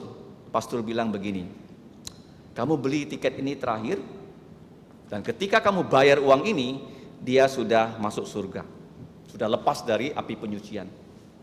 Terus anaknya tanya pada pastor, pastor, kira-kira bapak saya itu Apanya yang masih nyangkut di neraka, di api penyucian? Pastornya bilang kakinya. Oh ya, kakinya ya. Terus anak ini tanya lagi, kaki yang mana, pastor? Kaki kanan. Terus anak ini tiba-tiba nggak mau bayar lagi uang itu. Dia pergi dari depan pastor. Oh kalau gitu oke lah pastor, saya nggak mau beli. Pastor bilang, kan masih kakinya kanan nyangkut kan? Nggak apa-apa pastor, kaki kanannya kaki palsu, biarin dia tinggal di situ. Kamu lihat kan? Semua itu dibuat untuk mengumpulkan uang.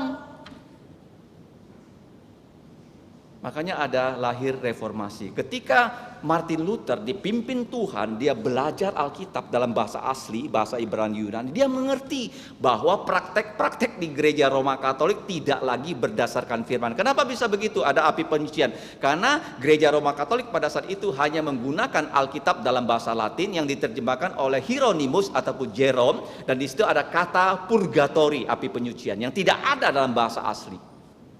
Makanya Martin Luther dipimpin oleh Tuhan keluar dari gereja Roma Katolik pada tahun 1517 di Jerman.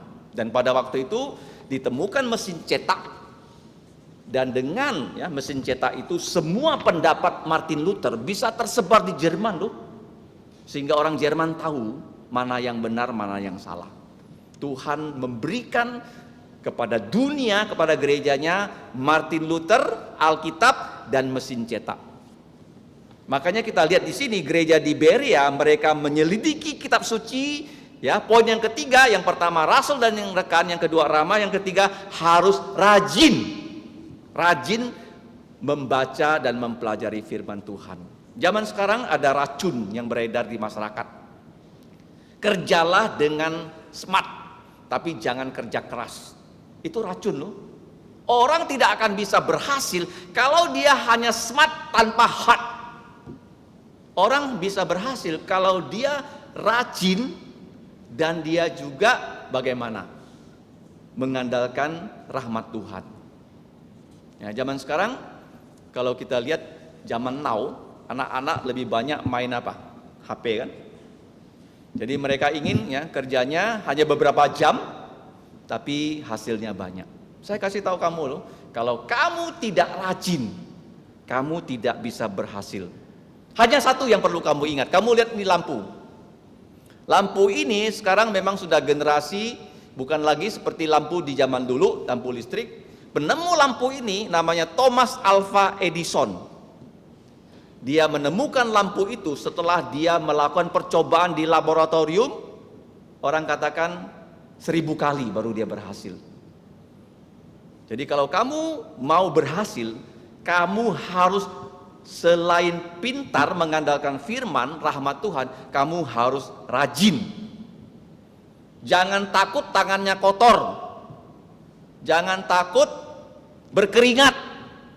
Jangan takut pelajar setengah mati untuk maju.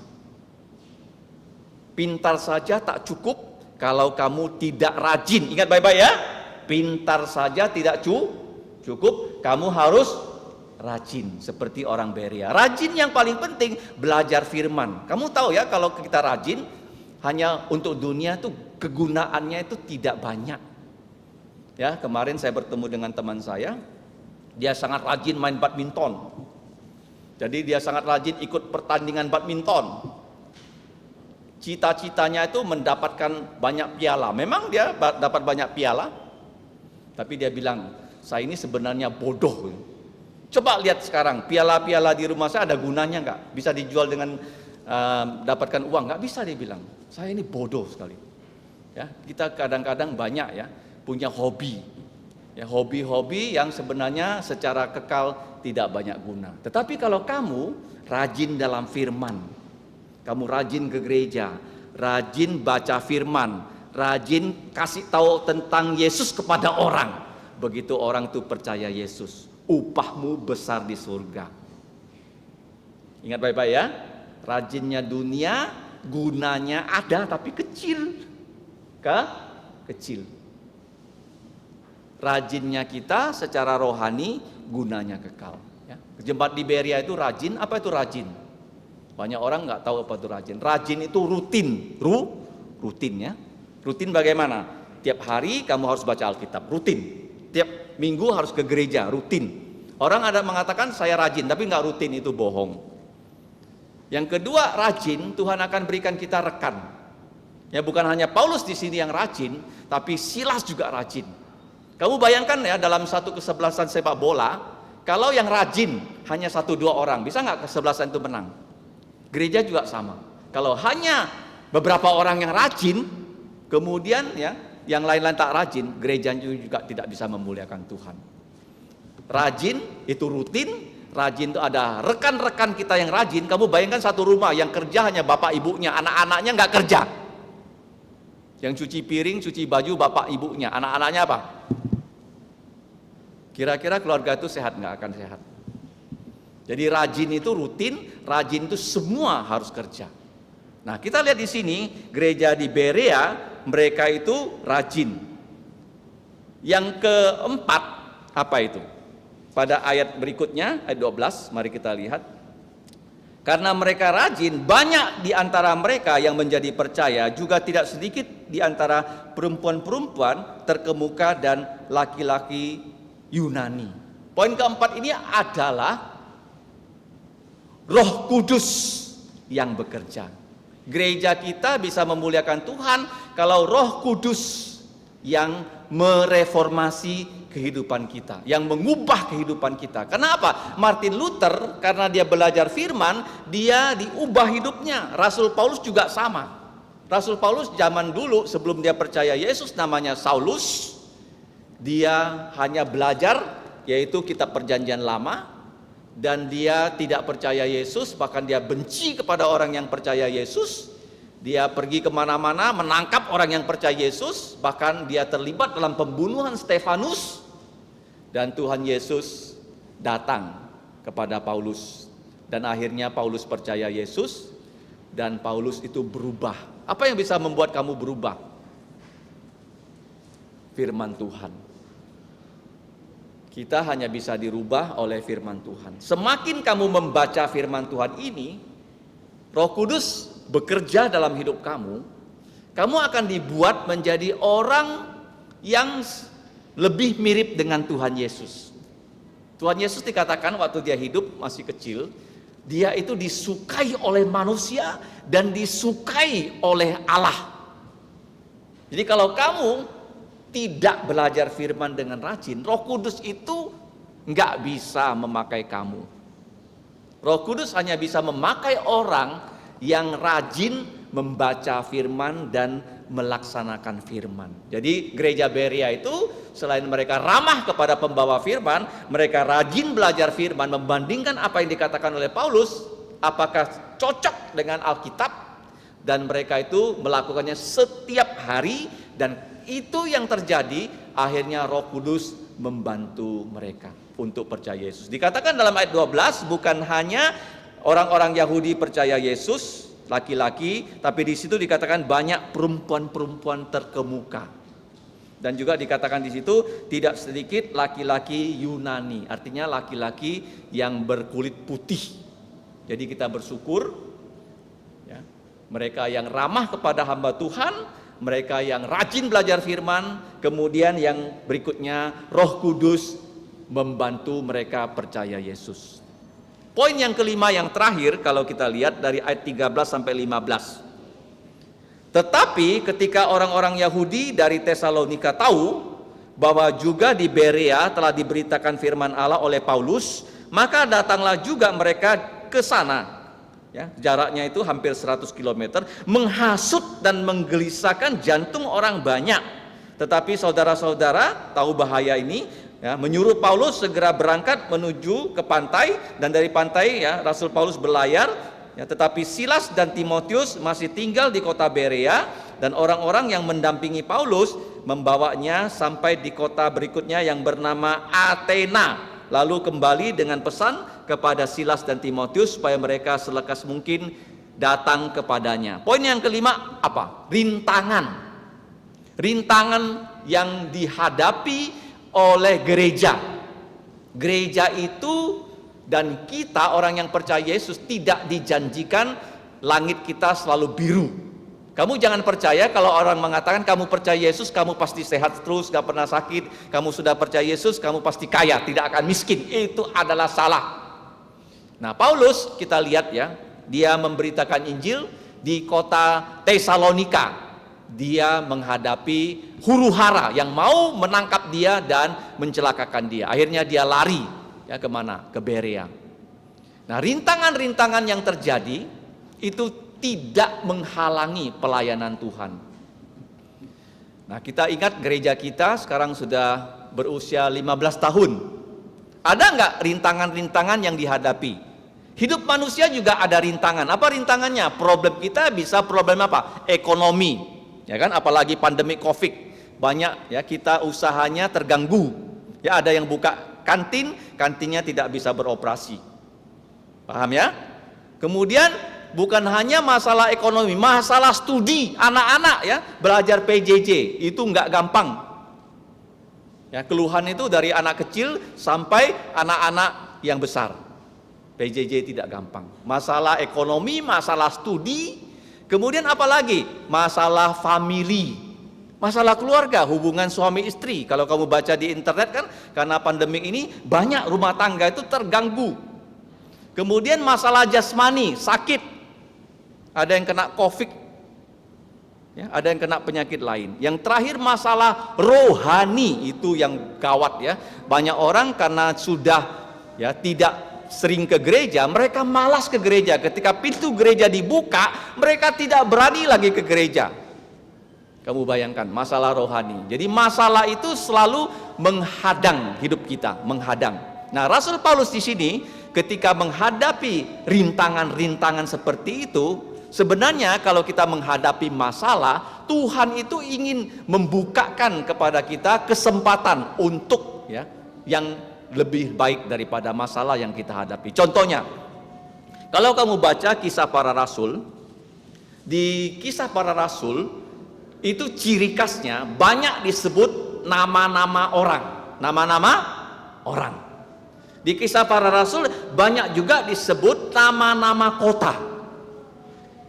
Kotanya yang disebut di Kisah Para Rasul 54 kota, 54 kota. Kemudian negara yang disebut dalam Kisah Para Rasul itu ada kurang lebih 32 negara. Dan disebut di sini Kisah Para Rasul ada 9 pulau. 9 pulau. Apa maksudnya? Nah, kalau kamu mau ingat Kisah Para Rasul pasal 16-17, kamu ingat yang namanya PTABC. Gampang ingat kan? PTABC ya, bukan ini yang jual kecap ABC bukan ya? PTABC. Apa tuh PTABC? P itu Filipi. Ketika di Filipi Paulus dipenjarakan, Tuhan membuat gempa di penjara Filipi dan Paulus bersama Silas keluar dari penjara Filipi dan Paulus dan Silas akhirnya masuk ke kota apa? Tesalonika. Dan di situ gereja berdiri. P itu Filipi, Filipi ada halangan, dipimpin ke Tesalonika, di Tesalonika berhasil mendirikan gereja. Jadi kalau kamu dirintangi dengan sesuatu hal, kamu jangan bilang Tuhan itu tidak baik. Kok saya hidupnya banyak rintangan, rintangan P, rintangan T, rintangan A, B, C. Tidak. Dengan rintangan-rintangan itu, Tuhan ingin memberkati kamu di tahap berikutnya. Ya, contohnya gereja kita. 6 tahun kita mencari tanah. Dari tahun 2005 sampai tahun 2011 baru tanah Tuhan berikan. 6 tahun. Kemudian untuk membangun Gada PKK ini 5 tahun. Ya, dari tahun 2011 sampai 2016. Rintangan itu senantiasa ada di depan kita.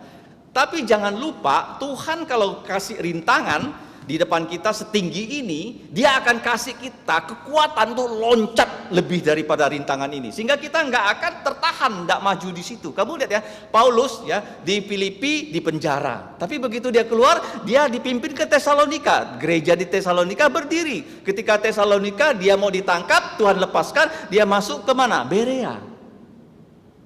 Kemudian dari Berea ke mana? Ke kota Athena.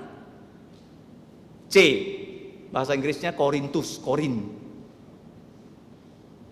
Jadi jangan lupa kalau ada rintangan, Tuhan kasih kita kekuatan melebihi rintangan dan kamu bisa berhasil. Nah, untuk gereja kita, apa itu PT ABC? P, jangan lupa kita ada di kota Pontianak kan? Kota apa? Pontianak. Tuhan ingin ya kita mengabarkan Injil di Kalimantan Barat. Saya tanya kalian, kota apa yang namanya T yang belum kita pergi untuk mendirikan gereja di situ? Apa kota di Kalimantan Barat yang berawal dengan huruf T? Apa? Kota apa? Tebas. Sudah belum kita pergi kabarkan Injil ke Tebas? Nah, belum kan? A. Kota apa yang namanya A? Anjungan. Ya kan? B. Mana B? Bengkayang. Begitu banyak kota loh. Dia ingin gereja kita bukan hanya di Pontianak. Harus kemana? Ke kota-kota yang ada di bumi Katulistiwa. Jadi rintangan itu tidak menghalangi kita maju. Sebagai kesaksian yang paling nyata adalah pembacaan Alkitab bahasa Hakka, yang nanti ada beberapa wakil akan menerimanya. Dan jangan khawatir ya, nanti setiap keluarga akan dapat satu ya. Mereka nanti itu adalah hanya wakil ya dari grup-grup tertentu di gereja. Kamu tahu keinginan membaca Alkitab bahasa Hakka itu tidak gampang. Karena tidak banyak di Kalimantan Barat orang yang bisa membaca dalam bahasa Hakka. Nggak banyak ya. Nah, Pendeta Phang, kenapa dia bisa membaca bahasa Hakka? Karena dulu ya tahun 60-an dia adalah guru sekolah dasar bahasa Hakka di Nangapino. Dia bisa membaca bahasa Hakka. Dimulai pembacaan itu ya dengan perekam suara oleh mahasiswa setara angkatan pertama direkam, tapi nggak berhasil. Nah, kemudian pada bulan Maret gereja kita tidak bisa lagi berkebaktian seperti sekarang. Jadi mulailah gereja kita mengadakan kebaktian pada hari Sabtu, kemudian geser ke hari Jumat dengan direkam. Waktu direkam dulu, tidak ada orang di sini yang pengalaman dengan video. Setahu saya yang banyak pengalamannya adalah Wendy. Kita panggil dia kebaktian pada hari Sabtu itu, dia bawa kameranya, dia bawa alat-alatnya, dan kita tidak ya, bisa merekam dengan baik. Kenapa? Karena mic yang dipakai tidak bisa tersambung ke kamera. Kalau kamu lihat ya, kebaktian pertama di akhir bulan Maret itu memang ada mic-nya, tapi suaranya nggak masuk loh. Kamera di situ merekam mic-nya di situ. Karena kita tidak tahu bagaimana merekam. Masih menggunakan HP. Kalau kamu periksa ya, video yang pertama itu gambarnya bisa gini, maju mundur. Nah, sebelum ada kamera yang bagus. Nah, kemudian Tuhan memimpin. Walaupun ada rintangan. Di Sungai Dalam akhirnya bisa dibersihkan lantai 4. Kemudian dibuat studio. Dibuat apa? Studio. Akhirnya apa yang terjadi? Bukan hanya khotbah dan kebaktian bisa kita buat videonya, dan di lantai 1 di rumah saya, di ruang tamu itu dibuat jadi studio, dan mulailah ya beberapa hamba Tuhan merekam pembacaan firman oleh Pendeta Phang. Yang pertama merekam itu adalah Saudari Elizabeth, Saudari Stefani dan Seling, Saudara Julimin dan Saudara Rudi, kemudian Jakaria. Tetapi karena mereka harus datang dari tempat yang jauh ke Sungai Dalam, kan kurang efisien. Nah, karena PJJ, putra saya yang namanya Ezra, umur 10 tahun, mulai dilatih untuk merekam kakeknya. Jadi pada malam hari setelah makan malam jam 8 sampai jam 9, Ezra akan merekam pembacaan itu. Kamu jangan bilang hanya rekam itu sudah cukup, karena videonya harus diproses. Michael tahu bagaimana cara memprosesnya. Pernah satu malam Michael membantu di situ pelayanan sampai tengah malam baru dia pulang. Ya, memang kita terima gampang, tapi prosesnya sangat panjang. Walaupun ada rintangan, Kita mulai merekam pembacaan firman itu adalah tanggal 12 Mei, saya lihat di data, dan selesainya 14 Oktober. 155 hari. Dan ada beberapa bagian tertentu yang hilang. Dan pendeta Pang itu membaca ulang. Kamu bayangkan loh ya, membaca ulang seluruh Mazmur ya. Dia tidak keberatan. Jadi kuncinya untuk kita, kalau kita mau memuliakan Tuhan, walaupun ada rintangan, kamu percaya ya, Tuhan akan memberikan kita kekuatan untuk loncat mengatasi rintangan.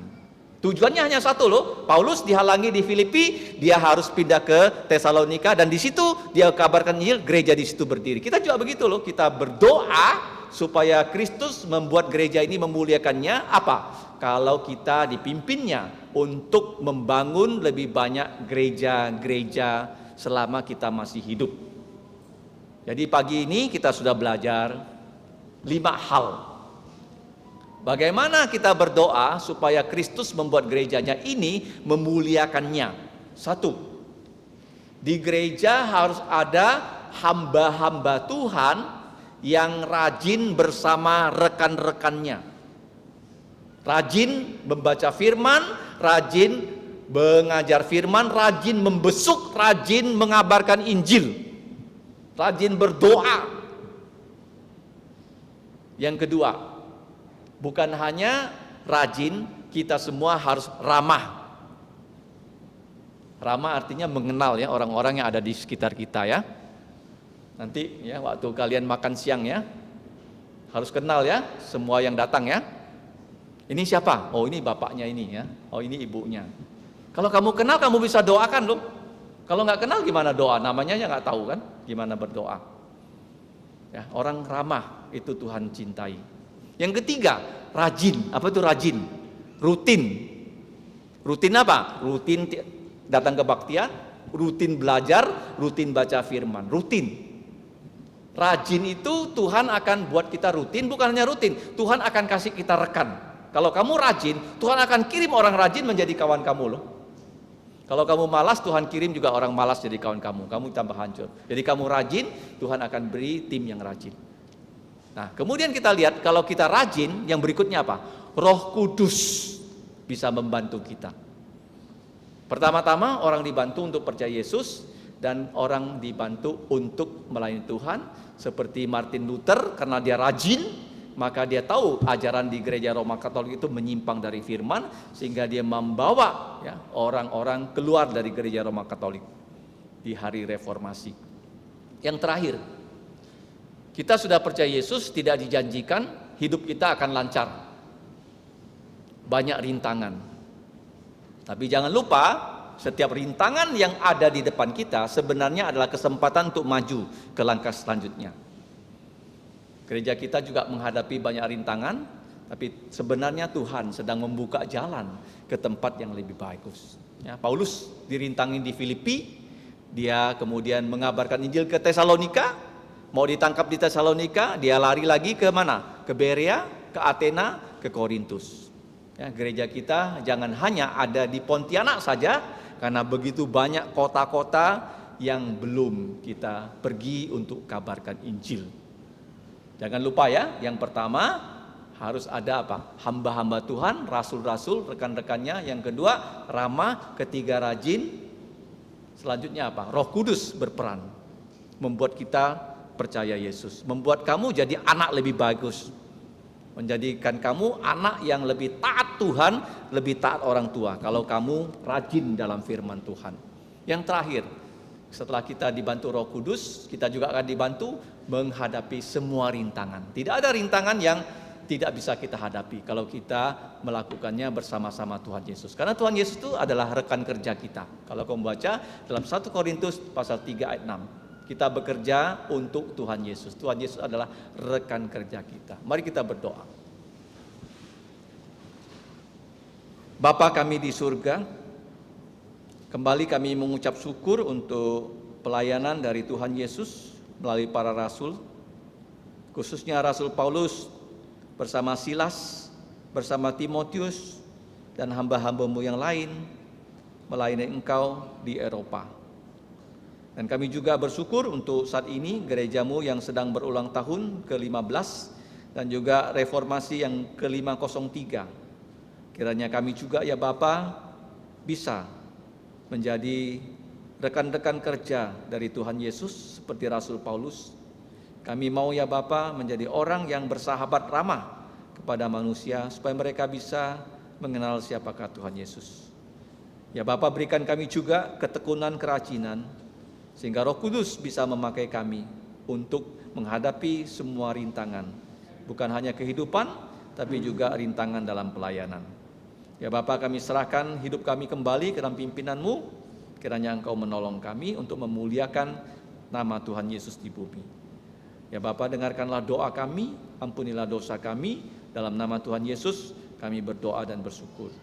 Amin. Saya akan kembalikan kepada liturgos untuk acara berikutnya sebelum kita tutup kebaktian ini. Acara selanjutnya yaitu penyerahan secara simbolik DVD video Alkitab dalam bahasa Hakka kepada yang pertama perwakilan Bapak Salino sebagai perwakilan dari kebaktian umum yang diserahkan oleh penginjil Peter Yoksan. Kami persilakan maju ke depan.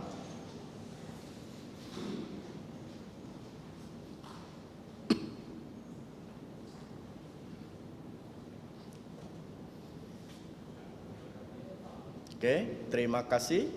Foto dulu. Foto dulu.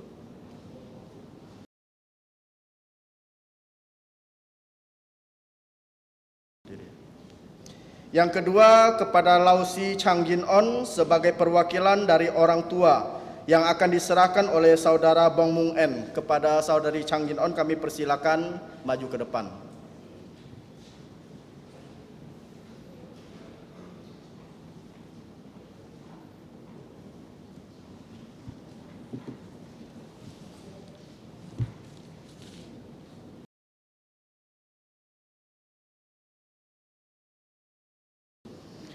Yang ketiga yaitu kepada Hepzibah Mun In sebagai perwakilan dari remaja pemuda yang akan diserahkan oleh saudara Jakaria.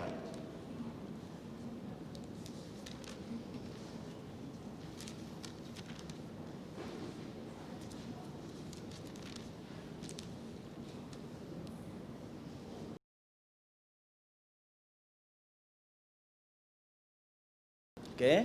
Selanjutnya kepada adik kita Bunga sebagai perwakilan dari CIMC yang akan diserahkan oleh saudara Rudi.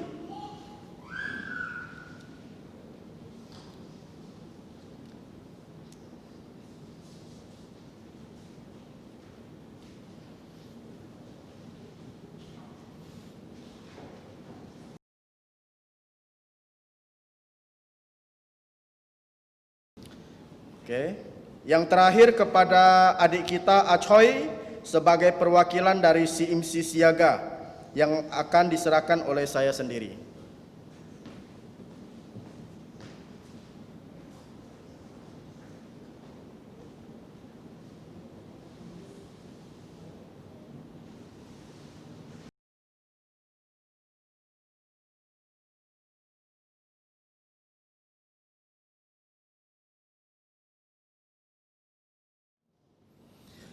Pengumuman berikutnya sebelum kita tutup kebaktian ini, setelah kebaktian, fotografer akan mengabadikan kita, tidak usah meninggalkan ruangan ini.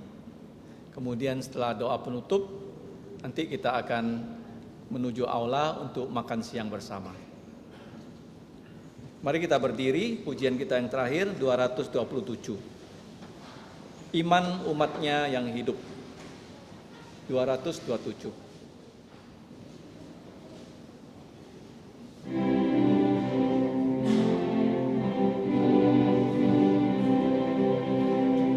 Iman umatmu yang hidup, walau pedang mengancamnya, bila ku ingat mereka, jantung tenang dan giranglah. Iman umatmu kuduslah, sampai akhir ku setia. Iman umat-Mu yang teguh mengalahkan godaan dunia dan kebenaran firman-Mu membebaskan umat semua. Iman umat-Mu kuduslah sampai akhir ku setia.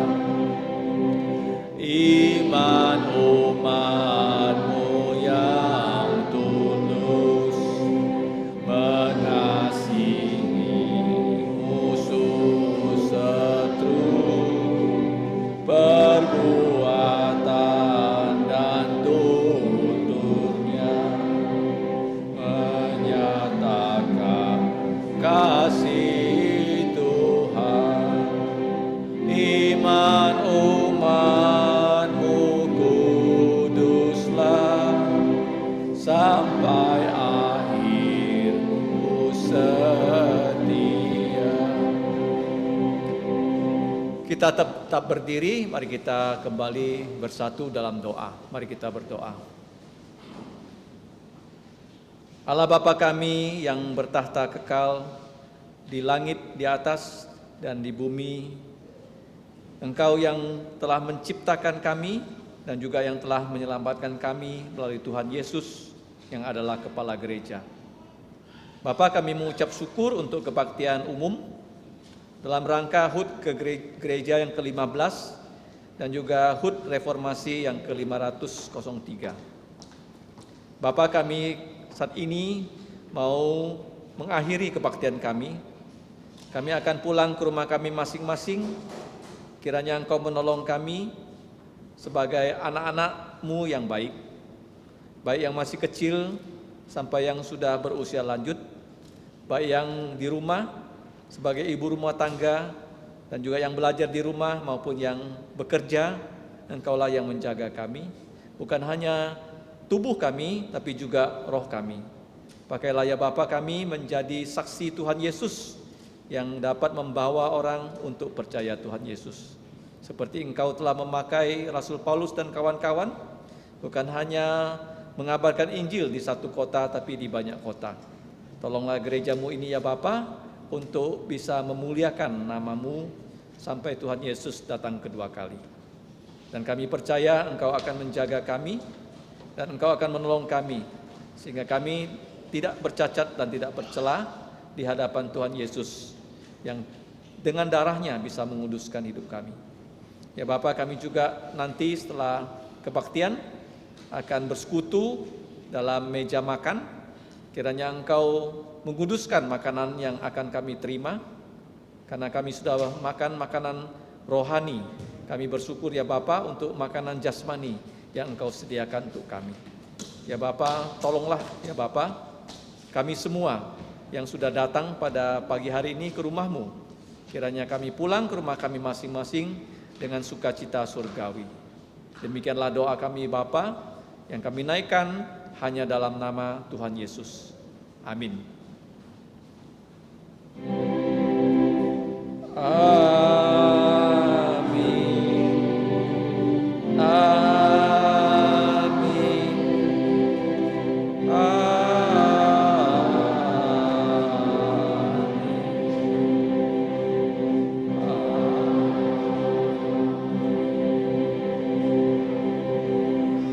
Silakan duduk saat teduh.